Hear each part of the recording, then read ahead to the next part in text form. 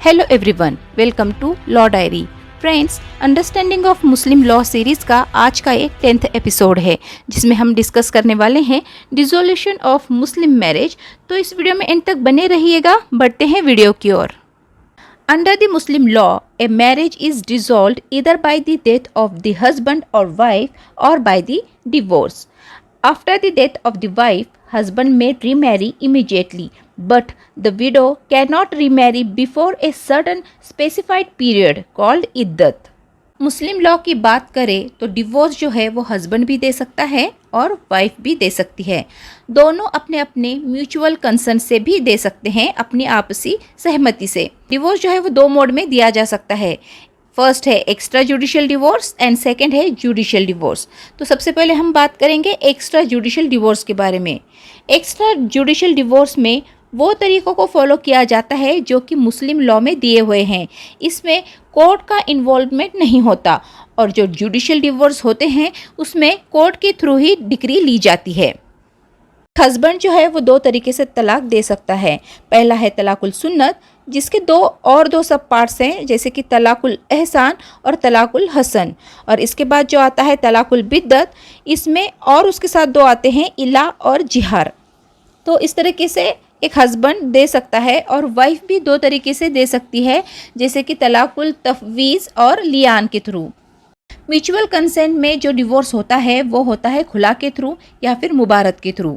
अब हम देखते हैं जुडिशियल डिवोर्स में क्या होता है।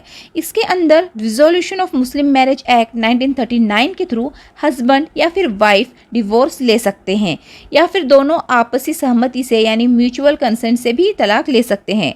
इसी एक्ट के सेक्शन 2 में डिवोर्स लेने के ग्राउंड्स भी दिए गए हैं। अब हम इसको डिटेल में देखते हैं। सबसे पहले हम देखते हैं तलाकुल सुन्नत के बारे में, यानी वर्ड्स ऑफ गॉड, यानी ऐसी प्रैक्टिसेस जो प्रॉफिट मोहम्मद जी ने खुद की हैं। इसे हम ट्रेडिशनल या फिर प्रैक्टिसेस भी कहते हैं। तलाकुल सुन्नत के दो फॉर्म हैं, एक तलाक एहसान और दूसरा है तलाक हसन। तलाक एहसान जो है वो सबसे अप्रूव्ड फॉर्म माना जाता है तलाक का। इसके अंदर जो हस्बैंड होता है वो सिंगल प्रोनाउंसमेंट करता है तलाक का, और ये अनाउंसमेंट जो है वो तुहर के पीरियड में करनी चाहिए, यानी ऐसा समय जो एक वुमन मेंस्ट्रुएशन में ना हो। इसके बाद एक 90 डेज़ का टाइम पीरियड शुरू होता है जिसे हम इद्दत कहते हैं। इस टाइम पीरियड के दौरान हस्बैंड और वाइफ के बीच इंटरकोर्स नहीं होना चाहिए, और अगर ऐसा होता है तो ये डिवोर्स रिवोकेबल डिवोर्स कहलाएगा, यानी कि आगे चल के ये कैंसिल हो सकता है। लेकिन अगर इंटरकोर्स नहीं होता है तब ये डिवोर्स इरिवोकेबल डिवोर्स होगा जो कि कैंसिल नहीं हो सकता। ये जो 90 डेज़ का टाइम पीरियड होता है ये काफ़ी इम्पॉर्टेंट होता है। अगर इस पीरियड में हस्बैंड वाइफ अपने प्रॉब्लम्स को भुलाकर, अपने डिफरेंसेस को भुलाकर अपनी शादी को कंटिन्यू करना चाहते हैं तो वो कर सकते हैं। इसके लिए उनके पास दो माध्यम का सोर्स होगा, जैसे कि आर्बिट्रेशन का या फिर कॉन्सिलिएशन का। इन दो माध्यम के थ्रू वो अपनी दूरी को मिटा सकते हैं। अब हम बात करते हैं तलाक हसन के बारे में। तलाक हसन का मतलब होता है गुड या फिर प्रॉपर फॉर्म ऑफ तलाक, जो कि ज़्यादातर चलन में नहीं है। तो इसमें क्या होता है कि एक हस्बैंड जो है वो 3 बार तलाक को प्रोनाउंसमेंट करता है, लेकिन ये कॉन्सेप्ट ट्रिपल तलाक का नहीं है। इसमें ये जो 3 बार तलाक कहा जाता है वो 3 सक्सेसिव तुहर के पीरियड में कहा जाता है। जैसे कि हमने देखा, तुहर मीन्स जब एक वुमन मेंस्ट्रुएटिंग में ना हो। जब हस्बैंड ने फर्स्ट तुहर पे प्रोनाउंसमेंट किया, फिर वो रुक गया कुछ टाइम के लिए, फिर उसने सेकेंड टाइम प्रोनाउंसमेंट किया, फिर वो रुका, फिर उसने तीसरी बार ऐसा किया तो तलाक हो गया। लेकिन अगर हस्बैंड ने 2 बार तुहर के टाइम पे तलाक प्रोनाउंसमेंट कर दिया और तीसरी बार उसको लगा कि उसको अपने वाइफ के साथ ही रहना है, तो वो अपने इस तलाक को कैंसिल भी कर सकता है। लेकिन उसने अगर 3 तुहर के टाइम पे 3 बार प्रोनाउंसमेंट कर दिया है तो वो शादी डिसॉल्व हो जाएगी। इसमें एक इम्पॉर्टेंट कंडीशन ये भी है कि पहले तुहर से लेकर तीसरे तुहर तक जो टाइम पीरियड है उसमें हस्बैंड और वाइफ के बीच कोई भी इंटरकोर्स नहीं होना चाहिए, तभी ये तलाक हो पाएगा। अब हम बात करते हैं तलाक बिद्दत की, जिसे ट्रिपल तलाक के नाम से भी जाना जाता है, जिसमें 3 प्रोनाउंसमेंट होते हैं तलाक के, यानी हस्बैंड जो है वो सिर्फ 3 बार तलाक तलाक तलाक कहकर मैरिज को डिसॉल्व कर देता था। तो इस प्रैक्टिस को 2017 में Shayara Bano versus Union of India case में अनकॉन्स्टिट्यूशनल डिक्लेयर कर दिया गया था, जिसके बाद ये प्रैक्टिस में नहीं है। अब यहाँ पर ये क्वेश्चन अराइज होता है कि तलाक हसन और तलाक बिद्दत में डिफरेंस क्या हुआ। यहाँ पे ये बात याद रखनी चाहिए कि तलाक हसन में 3 प्रोनाउंसमेंट ही होता है, लेकिन वो 3 सक्सेसिव तूहर के टाइम पीरियड में होती हैं। और ये जो तलाक बिद्दत है, यानी जिसे ट्रिपल तलाक भी कहते हैं, इसमें 3 प्रोनाउंसमेंट ही होती है, लेकिन यहाँ ये ज़रूरी नहीं कि ये तूहर के टाइम में ही हो, लेकिन ये कभी भी किया जा सकता है और इसके बाद मैरिज डिसॉल्व हो जाती है। ये डिफरेंस था दोनों के बीच में, डिफरेंस बिटवीन तलाक हसन और तलाक बिद्दत के बीच में। डिसोल्यूशन ऑफ मैरिज में तलाक के अलावा 2 और ऐसे प्रोसेस हैं जिसमें हस्बैंड अपने वाइफ से डिवोर्स ले सकता है, जैसे कि इला में हस्बैंड ये ओथ ले लेता है या फिर कसम ले लेता है कि वो अपने वाइफ के साथ सेक्सुअल इंटरकोर्स में इन्वॉल्व नहीं होगा। इसमें 4 मंथ का टाइम पीरियड बताया गया है। जैसे ही 4 मंथ का टाइम पीरियड ख़त्म होता है, तब wife can approach to the court for the divorce by the judicial process. अब नेक्स्ट बात करते हैं जिहार के बारे में। जिहार एक ऐसी प्रोसेस है जहां पर अगर हस्बैंड ने अपने वाइफ को किसी ऐसी वुमन से कंपेयर किया जो कि प्रोहिबिटेड डिग्री ऑफ रिलेशन है, जैसे कि अपनी माँ के साथ या बहन के साथ, यहाँ पे वाइफ को ये राइट आ जाता है कि अपने हस्बैंड को डिवोर्स दे सके। वाइफ जो है वो 2 तरीके से तलाक दे सकती है, जिसमें फर्स्ट है तलाक के तफवीज़। इसमें होता ये है कि हस्बैंड डेलीगेट कर देता है अपने तलाक के प्रोनाउंसमेंट के राइट्स को, पावर को अपने वाइफ को। अब ये जो ट्रांसफ़र की गई पावर है ये परमानेंट भी हो सकती है और टेम्पररी भी हो सकती है। ये एब्सोल्यूट भी हो सकती है या फिर कंडीशनल भी हो सकती है। तो एब्सोल्यूट होने का मतलब ये है, ये जो पावर है जो वाइफ को पास की गई है, इसका इस्तेमाल वो कभी भी कर सकती है। और जो कंडीशनल होने का मतलब ये होता है कि वे पर्टिकुलर कंडीशन पर भी ही वो अप्लाई होगी, वो डिवोर्स दे सकती है। अब यहाँ हस्बैंड को ये रीज़न देना होगा कि उसने अपने तलाक के प्रोनाउंसमेंट की जो पावर है उसने वो ट्रांसफ़र क्यों की है अपने वाइफ को। इस पूरे प्रोसेस को तलाक तफवीज़ कहते हैं। अब हम डिस्कस करेंगे लियान के बारे में। तो लियान होता क्या है?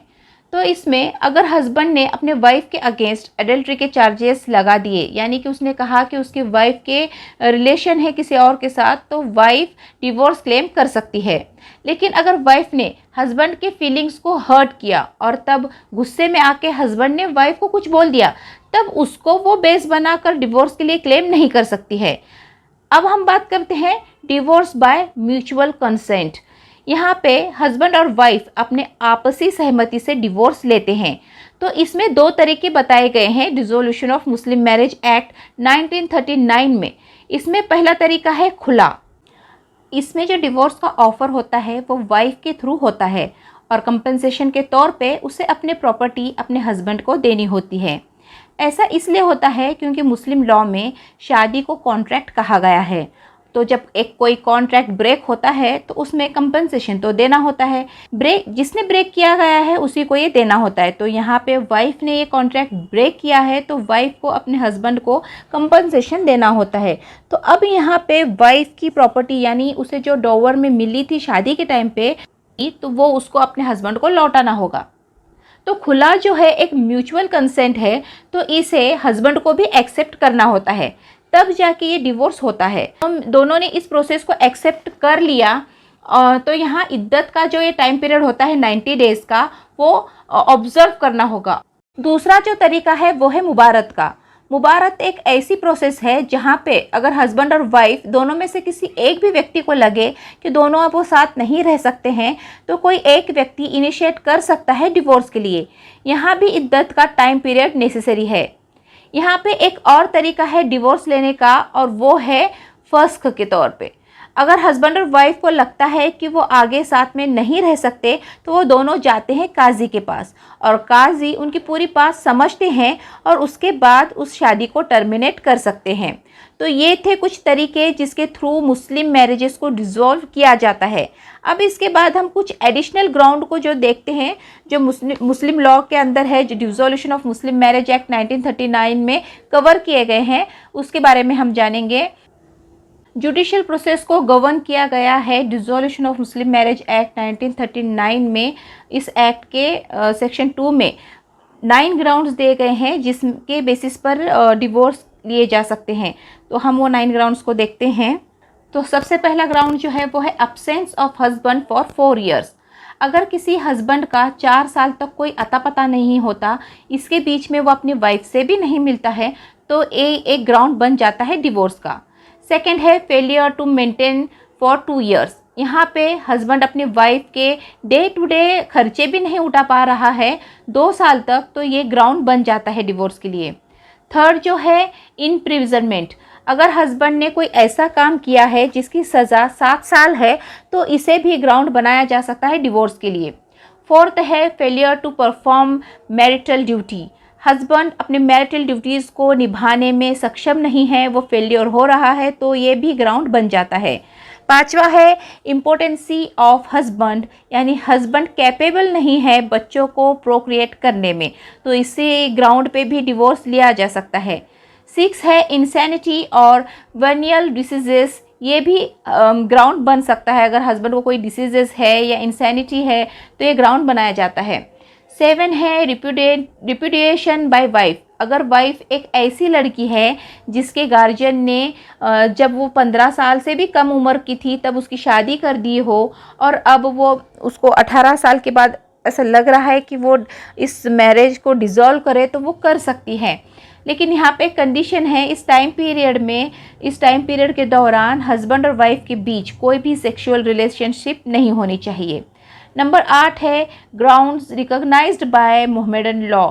यानी जितने भी हमने अभी तक ये ग्राउंड देखे, इसके अलावा भी अगर कोई ग्राउंड्स या कोई मोहम्मदन लॉ के कुछ पॉइंट्स बनते हैं तो वो भी कंसिडर किए जाएंगे as a ground of dissolution of marriage. और 9th है क्रुएल्टी बाय हस्बैंड। इन ग्राउंड के अलावा और कुछ एडिशनल ग्राउंड्स है अंडर जो क्रुएल्टी में आते हैं, तो वो हम देखेंगे। तो फर्स्ट है फिजिकल एसॉल्ट, यानी हस्बैंड ने अपने वाइफ को मारा पीटा हो। सेकंड है स्टेटमेंट अगेंस्ट वाइफ्स कैरेक्टर, यानी हस्बैंड ने अपने वाइफ के कैरेक्टर पर कुछ स्टेटमेंट किए हो। या फिर 3 है facing immoral acts by wife, wife को ही कोई इमोरल एक्ट करने के लिए कहा हो। 4th है not letting wife practices her religion. अगर हस्बैंड ने अपने वाइफ को अपना रिलीजन प्रैक्टिस नहीं करने दे रहा हो तो ये भी ग्राउंड हो सकता है। 5th है मोर देन 1 वाइफ। अगर हस्बैंड की एक से ज़्यादा वाइफ हो तो इस केस में भी डिवोर्स फाइल किया जा सकता है। तो ये था आज का कॉन्सेप्ट। आई होप आपको ये डिसॉल्यूशन ऑफ मुस्लिम मैरिज का एक पूरा कॉन्सेप्ट क्लियर हो गया होगा। मिलते हैं नेक्स्ट वीडियो में। नेक्स्ट वीडियो हमारा होगा maintenance under the Muslim law. तो तब तक के लिए stay happy, stay healthy, bye bye.